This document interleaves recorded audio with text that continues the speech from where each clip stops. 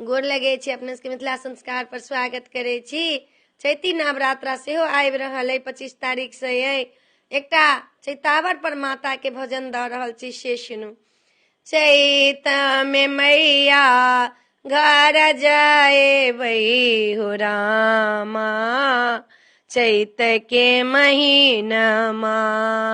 चैत में मैया घर जाए वही हो रामा, चैत के महीनमा चैत के महीनमा चैत के महीनमा मैया साराजी हम करबै हो रामा, चैत के महीनमा मैया साराजी हम करबै हो रामा, चैत के महीनमा चैत के महीनमा चैत के महीनमा मैया साराजी हम करबै हो रामा, चैत के महीनमा आनी गंगा जल माँ के चरण पखारबै, आनी गंगा जल माँ के चरण पखारबै, अगल गुगल धूप देबै हो रामा, चैत के महीनमा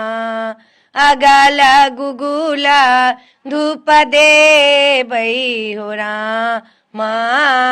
चैत के महीनमा चैत के महीनमा चैत के महीनमा मैया के मंदिरा हम जाएबै हो रामा, चैत के महीनमा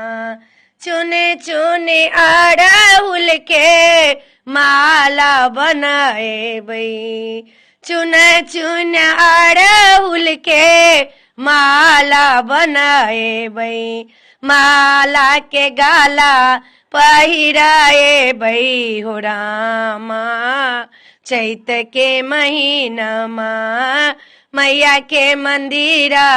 हम जाएबै हो रामा, चैत के महीनमा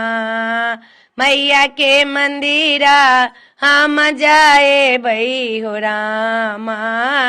चैत के महीनमा मेवा मिठाई सा भोग लगाएबै,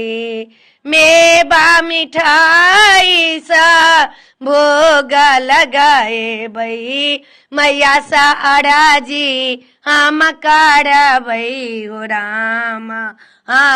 चैत के महीनमा मैया के मंदिरा हम जाएबै हो रामा,